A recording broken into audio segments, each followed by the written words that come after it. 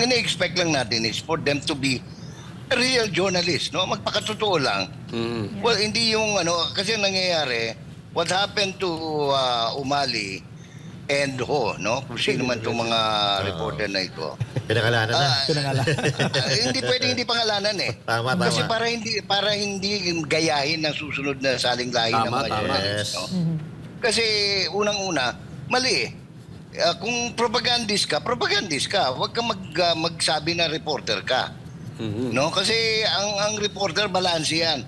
Kaya I'd like to commend at least kahit pa paano. Minomonitor ko sila lahat. Kanina, si Attorney Karen no, ng Bilyonaryo. At least siya, hindi siya journalist. And yet she was reporting from the Hague. Balancing, actual lang. Yes. Hindi po naman kinakailangan magbalanse. Kailangan i-report mo lang ng tama. Hunger for power. It will divide the nation. Napakalaking balita nito pero sana dahil ito ang main na balita ngayon, sana ibalita ng mainstream media. Baka nahiya sila. Kasi parang binibisita ko parang wala. Hindi nila hindi na iniisip ko, pinakita yung iba-ibang lugar. Oo Oo, paano nila ibabalita? Kasi Paano na it's sensitive, di ba? Ito na yun, no? Ano pa ang gustong i-anggulo nila dyan na hindi, na, kumbaga ba, yung hindi in support doon, no, sa kanilang narrative na gusto. Fake news sila pag sinabing kaunti ang tao. Sa akin, mga partners, baka napag-isip-isip na sila, ay oo nga, no? Dapat ibinabalita natin yung totoo kasi hindi na tayo pinapansin ng mga tao. Tama lang naman na makapag-isip-isip kayo ng gano'n. Master, hindi lang sa hindi pinapansin. Actually, pinapaalis pa sorry kung sino. Kasi yung mga ganun tayong nakikita na syempre, masyado na kasing mainit no? yung damdamin ng mga Pilipino ngayon. Tapos, iti-trigger mo pa siya ng mga tanong na para bang hindi ka rin Pilipino. Tama. Kasi parang inaano mo tinatanggal mo yung initiative ng mga OFW. Halos 7,000 yung nagpunta doon. Tapos sasabihin, may babalita mo, 2,000 lang. Siyempre, nakakasama ng loob yun para sa mga OFW na gumising na maaga, sumakay ng tren, nagbiyahe ng 9 na oras. Tapos sasabihin mo, hindi mo sila i-include doon sa crowd na yun. Talagang sasama ang loob mo bilang isang tao. Ayan, Sir Jay, siguro ikaw bilang isang Mindanaoan, ng iba, tinatawag ng Mindanao na Sub-Saharan. Pero ikaw, nalaman natin na dyan sa Mindanao galing, nagkaroon tayo ng unang presidente. Mga magigiting leader nandyan din kasi si Pastor Apollo Kibuloy mula dyan sa Mindanao. Anong masasabi mo? Bilang panghuli, Sir Jay. Yung kasi, ang ine-expect kasi natin, ako, lalo na, dahil ako'y before martial law, post-martial law, nandiyan ako sa media. Ang ine-expect lang natin is for them to be a real journalist, no? Magpakatotoo lang.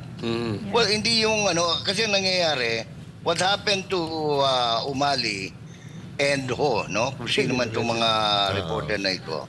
Pinangalanan na. Hindi pwedeng hindi pangalanan eh. Tama. Kasi para hindi gayahin ng susunod na saling-lahi ng mga journalist, no? Kasi unang-una, mali eh. Kung propagandist ka, huwag kang magsabi na reporter ka. No? Kasi ang reporter, balanse yan. Kaya I'd like to commend at least kahit pa paano. Minomonitor ko sila lahat. Kanina, si Attorney Karen no, ng Bilyonaryo. At least siya, hindi siya journalist.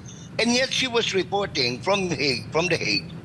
Balancing, actual lang. Yes. Hindi po naman kinakailangan magbalanse. Kailangan i-report mo lang ng tama. Correct. No? Kapareho noon.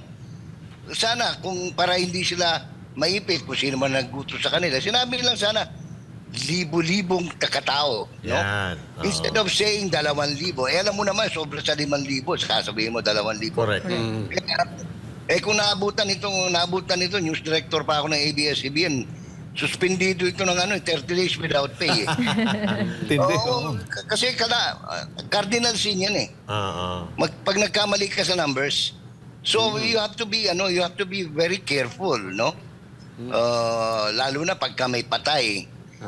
Kung hindi kinakailangan to exact ka. Ngayon, ako gusto ko lang samantalahin din kasi na-acknowledge yung mga lugar kung saan ginaganap din, napakarami itong lugar na ito. Pero isa-isahin na lang natin siguro i-acknowledge yung lalo na dito sa Mindanao,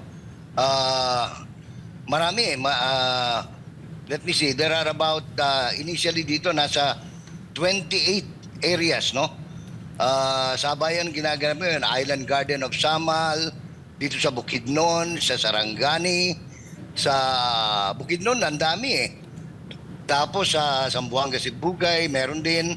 Dito sa Davao City, nakita naman natin yung mga nandyan sa may panulukan ng Rojas at saka ng CM Recto. And then there is, meron din sa